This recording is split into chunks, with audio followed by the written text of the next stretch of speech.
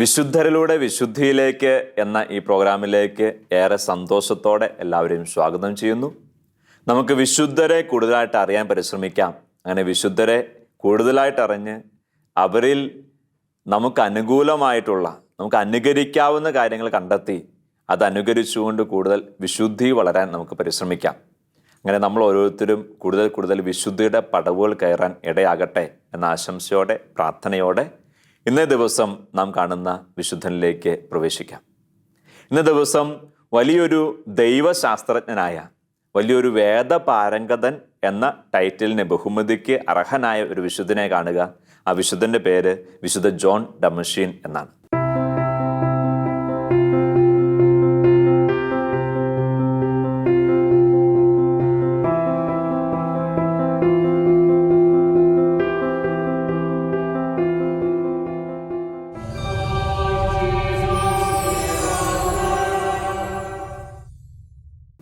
ചിലപ്പോൾ ചിലരൊക്കെ കുറേ അറിവിൻ്റെയും വിദ്യാഭ്യാസത്തിൻ്റെയും ഒക്കെ കാര്യങ്ങൾ പറഞ്ഞുകൊണ്ട് അതിൽ അഹങ്കരിച്ച് ദൈവത്തെ തള്ളിപ്പറയുന്നവരുണ്ട്. സയൻസിനെ കുറിച്ചുള്ള അല്ലെങ്കിൽ ശാസ്ത്രപരമായ ചില അറിവുകളൊക്കെ മുന്നിൽ വെച്ചുകൊണ്ട് ഒരുപക്ഷെ ദൈവത്തെ തള്ളിപ്പറയുന്ന ചില മനുഷ്യർക്കൊക്കെ ചോദ്യചിഹ്നമായിട്ട് ഈ ഒരു വിശുദ്ധനും ഇതുപോലത്തെ വിശുദ്ധനും നിൽക്കുവാണ്. ആ ഒരു കാലഘട്ടത്തിൽ, എന്നാൽ 8-ാം നൂറ്റാണ്ടിൽ അദ്ദേഹം ജീവിച്ചിരിക്കുക. ആ 8-ാം നൂറ്റാണ്ടിൽ ഉണ്ടാകാമായിരുന്ന സകല അറിവുകളും സ്വായത്തമാക്കിയൊരു മനുഷ്യനായിരുന്നു വിശുദ്ധ ജോൺ ഡമസ്കീൻ. അദ്ദേഹത്തിന് അതിശക്തമായ പാണ്ഡിത്യം ഉണ്ടായിരുന്നു. ആ കാലഘട്ടത്തിൻ്റെ സകല അറിവുണ്ടായിരുന്നു. എന്തിന്? രാജാവിന് പോലും ഉപദേശം നൽകുന്ന മുഖ്യ ഉപദേഷ്ടാവായിരുന്നു അദ്ദേഹം. അപ്പോൾ ഇത്രത്തോളം അറിവുണ്ടായിരുന്നിട്ടും ആ അറിവ് അദ്ദേഹത്തെ അഹങ്കാരത്തിലേക്ക് നയിച്ചില്ല, ദൈവനിന്ദയിലേക്ക് നയിച്ചില്ല. മറിച്ച് ഈ അറിവിൻ്റെയൊക്കെ ഉറവിടമായ ദൈവത്തെ ആരാധിച്ച്, മാനിച്ച്, ബഹുമാനിച്ച് അദ്ദേഹം സ്വർഗപ്രാപ്തിക്ക് കാരണമായി തീർന്നു.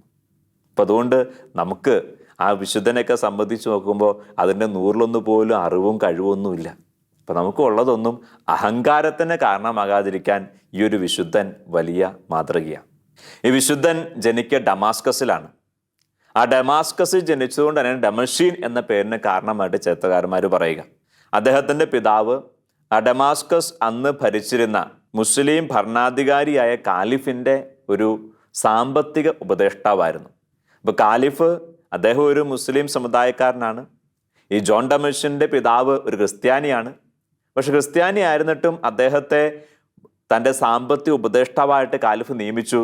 കാരണം ഈ ജോൺ ഡമസ്കീൻ്റെ പിതാവ് നല്ല അറിവുള്ള, കഴിവുള്ള ഒരു വ്യക്തിയായിരുന്നു, പാണ്ഡിത്യമുള്ള ഒരു വ്യക്തിയായിരുന്നു എന്നതിനാണ്.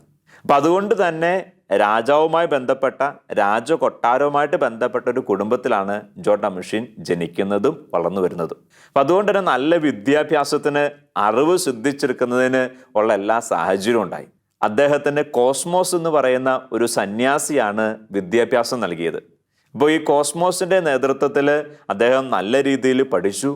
അദ്ദേഹത്തിൻ്റെ ശിക്ഷണത്തിന് നല്ല വിദ്യാഭ്യാസമുള്ള, നല്ല അറിവുള്ള, നല്ല കഴിവുള്ള, ഒപ്പം തന്നെ നല്ല അച്ചടക്കമുള്ള, നല്ല പ്രാർത്ഥനയും വിശുദ്ധിയുള്ള ഒരു മകനായിട്ട് ഈ ജോൺ ഡമസ്കീൻ വളർന്നു വന്നു. പ്രിയപ്പെട്ടവർ, നമ്മുടെ മക്കളെയൊക്കെ ഏത് വിദ്യാലയത്തിൽ വിടണം, നമ്മുടെ മക്കളെയൊക്കെ എങ്ങനെ വളർത്തിക്കൊണ്ട് വരണം എന്നതിനെക്കുറിച്ചും ഇതൊരു മാതൃകയാണ് കേട്ടോ.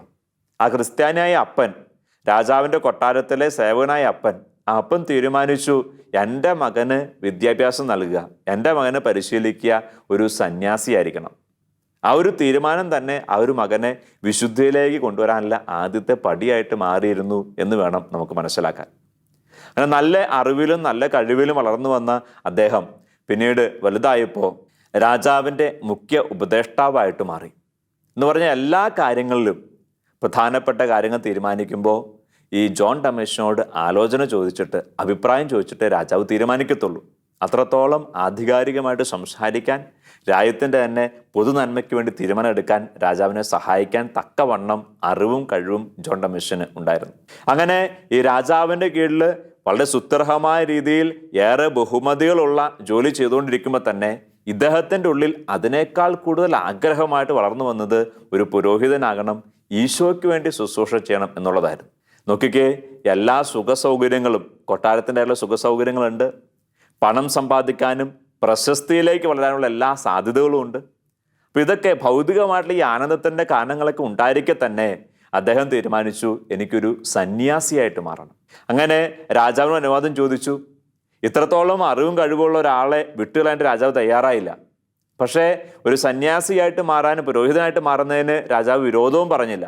ഒറ്റ കണ്ടീഷനോട് കൂടെ രാജാവിന് ഈ പ്രധാനപ്പെട്ട കാര്യങ്ങൾ ഉപദേശം നൽകുന്ന ജോലിയിൽ നിന്ന് വിരമിക്കരുത്. അത് നിർവഹിച്ചുകൊണ്ട് വേണമെങ്കിൽ സന്യാസിയായിട്ട് മാറിക്കോ, വേണമെങ്കിൽ പ്രാർത്ഥിക്കാൻ പൊക്കോ എന്ന രീതി തീരുമാനമായിരുന്നു രാജാവ് എടുത്തത്. അങ്ങനെ ജോൺ ഡമഷ്യൻ സാബാസ് എന്ന വിശുദ്ധന്റെ കീഴിലുള്ള സന്യാസ ആശ്രമത്തിൽ ചേരുകയും ഒരു സന്യാസിയായി പിന്നീട് പുരോഹിതനായിട്ട് മാറുകയും ചെയ്തു. പുരോഹിതനായിട്ട് മാറിയതിന് ശേഷം അദ്ദേഹം കൂടുതൽ സമയം ദൈവശാസ്ത്രപരമായ കാര്യങ്ങൾ പഠിക്കാനും ചിന്തിക്കാനും അങ്ങനെ പ്രാർത്ഥിക്കാനും ഒക്കെ ആരംഭിച്ചു. അങ്ങനെ അദ്ദേഹം ഒരു വലിയ ദൈവശാസ്ത്രജ്ഞനായിട്ട് മാറുകയും ഏറെ ദൈവശാസ്ത്രപരമായിട്ടുള്ള പുസ്തകങ്ങൾ രചിക്കാൻ ഇടയായിത്തീരുകയും ചെയ്തു. പ്രത്യേകിച്ച് 8-ാം നൂറ്റാണ്ടെന്നൊക്കെ പറയുമ്പോൾ സഭയുടെ വിശ്വാസമൊക്കെ വളർന്നു വരുന്ന, അത് നിർവചിക്കപ്പെട്ടു വരുന്ന ഒരു കാലഘട്ടമാണല്ലോ. അപ്പം അങ്ങനെ സഭയുടെ വിശ്വാസത്തെ ഏറെ സ്വാധീനിക്കുന്ന പ്രബോധനങ്ങൾ, പ്രബന്ധങ്ങൾ രചിക്കാനായിട്ട് കൂടെ ഈ ഒരു വിശുദ്ധന് സാധിക്കുകയും ചെയ്തു. സഭയിലെ പ്രഥമ സ്കോളാസ്റ്റിക് ദൈവശാസ്ത്രജ്ഞനായിട്ടാണ് ഈ വിശുദ്ധ ജോൺ ഡമഷ്യനെ സഭ അംഗീകരിക്കുക. എന്ന് പറഞ്ഞ അപ്പസ്തോലന്മാരുടെ കാലഘട്ടത്തിന് ശേഷം സഭാപിതാക്കന്മാരുടെ കാലഘട്ടം, സഭാപിതാക്കന്മാർ വിശ്വാസ സഭയെ വളർത്തുകയും നയിക്കുകയും ചെയ്തു. അതിനുശേഷം വരുന്ന ദൈവശാസ്ത്രജ്ഞരാണ് ഈ സ്കോളാസ്റ്റിക് ദൈവശാസ്ത്രജ്ഞന്മാർ. അപ്പോൾ അതിൻ്റെ ഒരു പ്രധാനപ്പെട്ട ആദ്യ സ്കോളാസ്റ്റിക് ദൈവശാസ്ത്രജ്ഞനായിട്ടാണ് വിശുദ്ധ ജോൺ ഡമഷ്യനെ കാണുക. എന്ന് പറഞ്ഞാൽ സഭയുടെ വിശ്വാസത്തെ വളർത്തുന്നതിൽ നിർണായക പങ്ക് വഹിച്ചിട്ടുള്ള ഒരു വലിയ ദൈവശാസ്ത്രജ്ഞനാണ് ഈ വിശുദ്ധ ജോൺ ഡമഷ്യൻ. ഈ ജോൺ ഡമഷ്യൻ്റെ കാലഘട്ടത്തിലെ സഭയുടെ പ്രധാനപ്പെട്ട ഒരു ചർച്ചാ വിഷയം പ്രതിമാ വന്ദനം എന്നതായിരുന്നു. എന്ന് പറഞ്ഞാൽ പ്രതിമകളെ വന്ദിക്കുന്നത്, രൂപങ്ങൾ ഉണ്ടാക്കുന്നത്, അത് ശരിയോ തെറ്റോ? പ്രത്യേകിച്ച് കർത്താവിൻ്റേതല്ലാത്ത മറ്റു രൂപങ്ങൾ, വിശുദ്ധരുടെ, പരിശുദ്ധ കന്യകാമറിയത്തിൻ്റെ ഒക്കെ രൂപങ്ങൾ ഉണ്ടാക്കുന്നത്, അതിനെ വന്ദിക്കുന്നത്, അത് ദൈവാരാധനയ്ക്കെതിരാണോ അല്ലെങ്കിൽ വിഗ്രഹാരാധന ഭാഗമായിട്ട് വരുമോ എന്നൊരു സംശയം ഉണ്ടായിരുന്ന ഒരു കാലഘട്ടം. അതിനെക്കുറിച്ച് സഭ നേതമായിട്ട് പഠിപ്പിക്കുകയോ പ്രബോധിപ്പിക്കുകയോ ചെയ്തിട്ടില്ല. കാരണം വിശ്വാസം വളർന്നു വരുന്ന, സഭാ പഠനങ്ങൾ വളർന്നു വരുന്ന കാലഘട്ടമാണല്ലോ. അപ്പോൾ അങ്ങനെയുള്ളൊരു സമയത്ത് ആ ഒരു കാര്യത്തിൽ ഒരു ശരിയായ ദിശ സഭയ്ക്ക് നൽകുന്നതിന്, ശരിയായ പ്രബോധനം സഭയ്ക്ക് രൂപപ്പെടുത്തുന്നതിന് ഏറെ സഹായകമായി ഈ വിശുദ്ധ ജോൺ ഡമഷ്യൻ്റെ ലേഖനങ്ങളും പുസ്തകങ്ങളും എല്ലാം. അദ്ദേഹം പ്രതിമാവന്ദനത്തെ എതിർത്തിരുന്നവരെ എതിർക്കുകയാണുണ്ടായത്. പ്രത്യേകിച്ച് പ്രതിമാവന്ദനത്തെ എതിർത്തിരുന്ന ഈശോറിയൻ എന്ന് പറയുന്ന വ്യക്തി, അദ്ദേഹം ആ കാലഘട്ടത്തിലെ പ്രമുഖനായിട്ടുള്ള ഒരു വ്യക്തിയാണ്. അദ്ദേഹം പ്രതിമകളെ വന്ദിക്കുന്നത് തെറ്റാണ് എന്ന് പഠിപ്പിച്ചിരുന്ന ഒരു വ്യക്തിയാണ്. അങ്ങനെ പഠിപ്പിക്കുക മാത്രമല്ല, അപ്രകാരം പ്രതിമകളെ വന്ദിക്കുന്ന വ്യക്തികളെ, വന്ദിക്കുകയും പ്രാർത്ഥിക്കുകയും ചെയ്യുന്ന വ്യക്തികളെ പീഡിപ്പിക്കുകയും മർദ്ദിക്കുകയും പോലും ഈശോറിയൻ ചെയ്തിരുന്നു. അങ്ങനെയുള്ള ആ ഈശോറിയൻ നിലപാടുകളെ അതിശക്തമായിട്ട് വിശുദ്ധ ജോൺ ഡമഷ്യൻ എതിർത്തു. അദ്ദേഹം പഠിപ്പിച്ചതാണ്, വിശുദ്ധരെ അവർ രൂപം ഉണ്ടാക്കി വന്ദിക്കുന്നതിന് തെറ്റില്ല. ആ വിശുദ്ധ രൂപങ്ങളെ, വിശുദ്ധരെ ദൈവമായിട്ട് കണ്ട് ആരാധിക്കുന്നതിനേ പ്രശ്നമുള്ളൂ. വിശുദ്ധരെ വണങ്ങുകയും ബഹുമാനിക്കുകയും ആദരിക്കുകയും ചെയ്യാം, അവരെ മധ്യസ്ഥ അപേക്ഷിച്ച് പ്രാർത്ഥിക്കുകയും ചെയ്യാം. ഇങ്ങനെയുള്ള വിശുദ്ധ ജോൺ ഡമഷ്യൻ്റെ ദൈവശാസ്ത്രപരമായിട്ടുള്ള ലേഖനങ്ങളും പുസ്തകങ്ങളും ഒക്കെ ഈ ഒരു കാര്യത്തിൽ ശരിയായ തീരുമാനമെടുക്കാൻ സഭയ്ക്ക് കാരണമായി തീരുകയും ചെയ്തു. അദ്ദേഹം ഈ ഒരു കാര്യത്തെക്കുറിച്ച് പഠിപ്പിച്ച 1-2 കാര്യങ്ങൾ നമ്മളൊന്ന് ശ്രദ്ധിക്കാൻ നല്ലതാണ്. അദ്ദേഹം പറഞ്ഞു, വിശുദ്ധരെ ക്രിസ്തുവിൻ്റെ സ്നേഹിതരും ദൈവത്തിൻ്റെ മക്കളും അവകാശികളുമായി വന്ദിക്കേണ്ടതാണ്. അപ്പോൾ വിശുദ്ധരെന്ന് പറഞ്ഞാൽ ദൈവത്തിൻ്റെ മക്കളാണ്, ക്രിസ്തുവിൻ്റെ സ്നേഹിതരാണ്. മാത്രമല്ല സുത്യർഹമായ ജീവിതം വഴി കർത്താവിൻ്റെ കൃപയ്ക്ക് അവകാശികളായിട്ട് മാറിയവരാണ്. അപ്പം അങ്ങനെയുള്ളവർ നമ്മൾ വന്ദിക്കണം, ബഹുമാനിക്കണം. ഇനി വീണ്ടും അദ്ദേഹം പറയുകയാണ്, തന്നെ സ്വീകരിച്ചവർക്കെല്ലാം ദൈവപുത്രൻ എന്ന് വിളിക്കപ്പെടാനുള്ള അധികാരം അവിടുന്ന് നൽകി. ദൈവത്തിൻ്റെ വാക്യമാണല്ലോ, വചനമാണല്ലോ. അപ്പോൾ ഈശോ തന്നെ സ്വീകരിച്ചവർക്ക്, തന്നിൽ വിശ്വസിക്കുകയും തന്നെ ജീവിതത്തിൽ സ്വീകരിക്കുകയും ചെയ്തവർക്ക് ദൈവപുത്രനാകാനുള്ള അധികാരം നൽകി, വിളി നൽകിയെങ്കിൽ അങ്ങനെ ദൈവം മാനിക്കുകയും ദൈവം ആദരിക്കുകയും ചെയ്ത മനുഷ്യരെ പിന്നെ നമ്മൾ ആദരിക്കുന്ന എന്താ പ്രശ്നമുള്ളത്? ഇതാണ് അദ്ദേഹത്തിൻ്റെ ചോദ്യം. വീണ്ടും അദ്ദേഹം പറയുകയാണ്, കർത്താവിൻ്റെ ആഗമനത്തെ പ്രഖ്യാപിച്ച നീതിമാന്മാരുടെയും താപസന്മാരുടെയും രക്തസാക്ഷികളുടെയും അപ്പസ്തോലന്മാരുടെയും ജീവിതം നമുക്ക് ശ്രദ്ധാപൂർവം പരിശോധിക്കാം. അവരുടെ വിശ്വാസവും ശരണവും സ്നേഹവും തീക്ഷ്ണതയും സഹനങ്ങളുടെ ക്ഷമയും മരണം വരെയുള്ള നിലനിൽപ്പും നമുക്ക് അനുകരിക്കാം. അപ്പം നമ്മൾ വിശുദ്ധരെ ചുമ്മാ വണങ്ങിയാൽ മാത്രം പോരാ, നമ്മൾ വിശുദ്ധയെക്കുറിച്ച് പഠിക്കണം. അവരെങ്ങനെ ഈ കർത്താവിൻ്റെ മൂല്യങ്ങളും പുണ്യങ്ങളും സ്വന്തം ജീവിതത്തിൽ പകർത്തി എന്നതിനെക്കുറിച്ച് നമ്മൾ അറിയണം. അപ്പം അങ്ങനെ അറിയുക വഴിയായിട്ട് നമുക്ക് അവരെ അനുകരിക്കാൻ പറ്റും. അങ്ങനെ അനുകരിച്ചുകൊണ്ട് നമുക്ക് എന്ത് കിട്ടും? വീണ്ടും അദ്ദേഹം പറയാണ്, അങ്ങനെ അവരുടെ മഹത്വത്തിൻ്റെ കിരീടത്തിൽ നമുക്ക് ഭാഗഭാക്കാക്കാം. അവർ ഈശോയെ അനുകരിക്കുന്നതിന്, ഈശോയുടെ പുണ്യങ്ങൾ സ്വന്തം ജീവിതത്തിൽ പ്രാവർത്തികമാക്കുന്നതിൽ വിജയിച്ചവരാണ്. അപ്പം അവരെ മനസ്സിലാക്കി, അവരെ പ്രവൃത്തികൾ മനസ്സിലാക്കി അവരെ അനുകരിക്കുക വഴിയായിട്ട് നമുക്കും സ്വർഗ സൗഭാഗ്യം ഈ മഹത്വത്തിൻ്റെ കിരീടത്തിൽ അവകാശം കിട്ടുമെന്ന് അദ്ദേഹം പഠിപ്പിക്കുക. അപ്പം ഇതുപോലെയുള്ള അദ്ദേഹത്തിൻ്റെ വളരെ കാതലായ പഠനങ്ങളും ഉപദേശങ്ങളും ഒക്കെ ഈശോറിയന് ഏറെ ഭീഷണിയായിട്ട് മാറി. ഈശോറിയന് ഇദ്ദേഹത്തിൻ്റെ പഠനങ്ങൾ മൂലം താൻ പറഞ്ഞ കാര്യം ആളുകൾ അംഗീകരിക്കുന്നില്ല, ആളുകൾ സഭയുടെ നല്ല വിശ്വാസത്തിൻ്റെ പുറകെ പോകുന്നു എന്ന് മനസ്സിലായപ്പോൾ ഒരു വെറുപ്പ് ഈ ജോൺ ഡൊമിഷ്യൻ ഉണ്ടാവുകയാണ്. അങ്ങനെ ജോൺ ഡൊമിഷ്യനെ അത്യധികം വെറുക്കുകയും ഈ പൈശാചികമായ വെറുപ്പ് ഇദ്ദേഹത്തെ എങ്ങനെ നശിപ്പിക്കണം എന്നുള്ള ചിന്തയിലേക്ക് ഈശോറിനെ കൊണ്ടുചെല്ലുവാണ്. അങ്ങനെ ജോൺ ഡൊമിഷ്യനെ നശിപ്പിക്കാൻ വേണ്ടി അദ്ദേഹം കണ്ടെത്തിയ കാര്യം ഒരു വ്യാജ കത്തുണ്ടാക്കി. ആ കത്ത് പ്രകാരമാണ് വിശുദ്ധ ജോൺ ഡൊമിഷ്യൻ ലയോ രാജാവിന് എഴുതുന്ന പോലെയാണ് കത്തുണ്ടാക്കിയത്. ഇപ്പം ലയോ രാജാവിനോട് ജോൺ ഡൊമിഷ്യൻ ഇപ്രകാരം പറയുന്നു എന്ന് ആ കത്തിൽ പ്രസ്താവിക്കുകയാണ്: ഒരു സൈന്യവുമായിട്ട് വരുവാണെങ്കിൽ ഡമാസ്കസ് പിടിച്ചെടുക്കാൻ, അതിനെ കീഴടക്കാൻ എല്ലാ ഒത്താശയും ചെയ്തു തരാം. അപ്പം എന്ന് പറഞ്ഞാൽ രാജ്യദ്രോഹ കുറ്റമാണ് ഇദ്ദേഹത്തിനെതിരെ ആരോപിക്കുക. അങ്ങനെ ഒരു കത്ത് ഈ ജോൺ ഡൊമിഷ്യൻ അയച്ചു എന്ന രീതിയിൽ തന്നെ ഇങ്ങനെ ലയോ രാജാവിന് അയക്കാൻ വേണ്ടി ഉണ്ടാക്കി, അങ്ങനെ അയച്ചു എന്ന രീതിയിൽ ഒരു കത്തുണ്ടാക്കിയിട്ട് അത് കാലിഫിൻ്റെ അടുത്ത്, രാജാവിൻ്റെ അടുത്ത് കൊണ്ടുവന്ന് കൊടുക്കുകയാണ്. അപ്പോൾ ഇത് കണ്ട കാലിഫ് അത്യധികമായിട്ട് ഭയപ്പെടുകയും അങ്ങനെ തെറ്റിദ്ധരിക്കപ്പെട്ട് ഈ ജോൺ ഡൊമിഷ്യനെ ഏറെ വെറുക്കുകയും ചെയ്തു. ആ തെറ്റിദ്ധാരണയിൽ കാലിഫ് കൽപ്പിച്ചതാണ്, രാജ്യദ്രോഹ കുറ്റമാണല്ലോ, വലിയ ശിക്ഷ നൽകണം, കൽപ്പിച്ചതാണ് ഈ ജോൺ ഡൊമിഷ്യൻ്റെ വലതുകരം വെട്ടിക്കളയുക. വലതുകരം വെട്ടി അത് തെരുവിൽ രാജ്യദ്രോഹ കുറ്റം ചെയ്യുന്നവർക്കുള്ള ശിക്ഷ ഇതാണെന്ന് പറഞ്ഞുകൊണ്ട് അത് പ്രദർശിപ്പിക്കുക. അങ്ങനെ തെറ്റിദ്ധരിക്കപ്പെടുകയും ഏറെ അപമാനിക്കപ്പെടുകയും അങ്ങനെ ഏറെ പീഡിപ്പിക്കപ്പെടുകയും ചെയ്തു. അദ്ദേഹത്തിൻ്റെ വലതുകരം വെട്ടിമാറ്റി. ആ വെട്ടിമാറ്റപ്പെട്ട വലതുകരം തെരുവിൽ കൊണ്ടുപോയി തൂക്കിയിട്ട് പ്രദർശിപ്പിക്കുകയും ചെയ്തു. അങ്ങനെ കുറേ സമയം കഴിഞ്ഞു രാജാവിനും ഈ ഒരു ആരോപണത്തിൽ ഒരു തെറ്റിദ്ധാരണ വന്നു എന്ന് മനസ്സിലാക്കപ്പെടുകയും ചെയ്തു. അപ്പോൾ ജോൺ ഡൊമിഷ്യൻ ഈ രാജാവിൻ്റെ അടുത്ത് വന്നിട്ട് അപേക്ഷിക്കുവാണ്, അങ്ങ് അനുവദിക്കുമെങ്കിൽ ഞാൻ എൻ്റെ ദേവാലയത്തിൽ പോയി പ്രാർത്ഥിച്ചോട്ടെ. രാജാവ് അനുവദിച്ചു. അങ്ങനെ ദേവാലയത്തിലേക്ക് പോയി ഈ തൂക്കിയിട്ട കരവും എടുത്തുകൊണ്ട് ദേവാലയത്തിൽ ചെന്ന് അദ്ദേഹം അവിടെ ഇരുന്ന് പ്രാർത്ഥിക്കുവാണ്. പരിശുദ്ധ ദൈവമാതാവിൻ്റെ ദേവാലയമാണ്. പരിശുദ്ധ ദൈവമാതാവിനോട് ഏറെ ഭക്തിയും സ്നേഹവും ഉണ്ടായിരുന്ന ജോൺ ഡൊമിഷ്യൻ പരിശുദ്ധ ദൈവമാതാവിൻ്റെ ദേവാലയത്തിൽ പോയി തൻ്റെ സഹനങ്ങൾ ദൈവമാതാവിലൂടെ ഈശോയിലേക്ക് സമർപ്പിച്ച് അങ്ങനെ പ്രാർത്ഥനയിലായിരിക്കുകയും കുറേ നേരം കഴിഞ്ഞ് അദ്ദേഹം ഈ അറുത്തു മാറ്റപ്പെട്ട കരം കൂട്ടിച്ചേർത്ത് വെച്ചപ്പോൾ ആ കരം പഴയതുപോലെ ആവുകയും അത്ഭുതകരമായിട്ട് സൗഖ്യം ലഭിക്കുകയും ചെയ്തു എന്നാണ് പാരമ്പര്യം പറയുക. ഈ അത്ഭുതകരമായിട്ടുള്ള സൗഖ്യത്തിൻ്റെ വാർത്ത രാജാവിന് ചെവിയിലെത്തി. അപ്പോൾ രാജാവിന് ഒരു കാര്യം മനസ്സിലായി, ഇദ്ദേഹം തെറ്റുകാരനാണെങ്കിൽ ഇതുപോലൊരു സൗഖ്യം ഉണ്ടാവില്ല.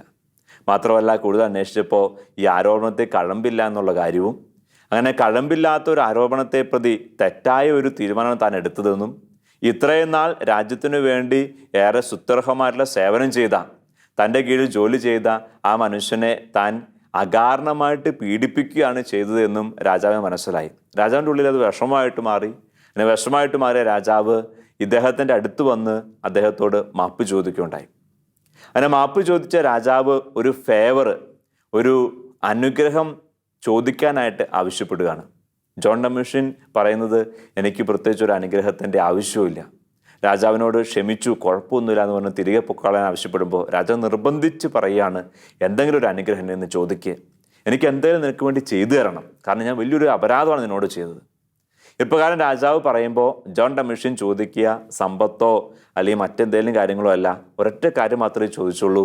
ചോദിച്ചതാണ്, എന്നെ സാധിക്കുമെങ്കിൽ ഈ ജോലിയിൽ നിന്നൊന്ന് ഒഴിവാക്കി തരണം. അതും രാജാവിനോടോ രാജ്യത്തോടുള്ള വെറുപ്പ് കൊണ്ടോ അല്ലെങ്കിൽ ഉണ്ടായ സഹനത്തിൻ്റെ ആ ഒരു മനമെടുപ്പ് കൊണ്ടോ ഒന്നുമല്ല, മറിച്ച് അദ്ദേഹം ചിന്തിക്കുന്ന പ്രകാരമാണ്, എനിക്കിനി ഈശോയുടെ കൂടെ ആയിരിക്കണം, എനിക്കിനി കൂടുതൽ പ്രാർത്ഥിക്കാൻ സമയം കിട്ടണം, എനിക്കിനി കൂടുതൽ ജ്ഞാനവായനയ്ക്ക് സമയം കിട്ടണം. അങ്ങനെ ഈശോയ്ക്ക് വേണ്ടി വേല ചെയ്യാൻ, തിരുസഭയ്ക്ക് വേണ്ടി വേല ചെയ്യാൻ എനിക്ക് കൂടുതൽ സമയം വേണം. രാജാവ് ആഗ്രഹമില്ലാതിരുന്നിട്ടും തൻ്റെ വാക്കിനെ പ്രതി ജോൺ ഡൊമിഷ്യൻ്റെ ആ ആഗ്രഹത്തെ സാധിച്ചു കൊടുത്തു. അങ്ങനെ രാജകീയ ഉത്തരവാദിത്തങ്ങളിൽ നിന്നെല്ലാം വിടുതൽ ലഭിച്ച ജോൺ ഡൊമിഷ്യൻ ഒരു ആശ്രമത്തിൽ താമസിച്ചുകൊണ്ട് അദ്ദേഹം കൂടുതൽ ജ്ഞാനവായനയ്ക്കായിട്ട്, കൂടുതൽ ദൈവവേലയ്ക്കായിട്ട് സമയം കണ്ടെത്തി. പിന്നീട് അദ്ദേഹത്തിൽ നിന്ന് കൂടുതൽ നല്ല പുസ്തകങ്ങൾ ഉണ്ടാവുകയും അത് കത്തോലിക്ക വിശ്വാസത്തെ വളർത്തുന്നതിനേറെ സഹായിക്കുകയും ചെയ്തു. പ്രിയപ്പെട്ടവരെ, നമ്മളൊരു വിശുദ്ധനായിട്ട് മാറാൻ വേണ്ടി പരിശ്രമിക്കുന്ന വ്യക്തിയാണെങ്കിൽ, വിശുദ്ധിയിലേക്ക് വളരാൻ ആഗ്രഹിക്കുന്നെങ്കിൽ, നമ്മുടെ അറിവും കഴിവും അതുണ്ടെങ്കിലും ഇല്ലെങ്കിലും അതൊരു തടസ്സമല്ല. മറിച്ച് എത്രത്തോളം നമുക്ക് ദൈവം കഴിവ് നൽകിയിട്ടുണ്ടോ അത്രത്തോളം കൂടുതൽ നാം ദൈവത്തെ മഹത്വപ്പെടുത്താൻ വിളിക്കപ്പെട്ടവർ കൂടിയാണ്. നമുക്കറിയാമല്ലോ, താലന്തുകളുടെ ഉപമയിൽ എത്ര താഴ് നൽകപ്പെട്ടോ അത്രയും കൂടുതലാണ് രാജാവ് ആവശ്യപ്പെട്ടത്. കർത്താവ് നമുക്ക് കഴിവ് നൽകിയിട്ടുണ്ടെങ്കിൽ, കർത്താവ് നമുക്ക് അറിവ് നൽകിയിട്ടുണ്ടെങ്കിൽ, ആ അറിവും കഴിവും എല്ലാം കർത്താവിന് വേണ്ടി ഉപയോഗിക്കാനുള്ളൊരു സന്മനസ് നമുക്കുണ്ടാകട്ടെ. അപ്പോൾ നമ്മൾ കൂടുതൽ മഹത്വത്തിനും കൂടുതൽ ആദരണീയമായ അവസ്ഥയും കാരണമായിട്ട് തീരും.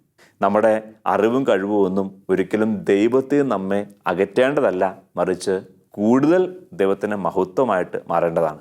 ഇതാണ് ഈ വിശുദ്ധ ജോൺ ഡൊമിഷ്യൻ്റെ ജീവിതം നമ്മെ കാണിച്ചു തരിക.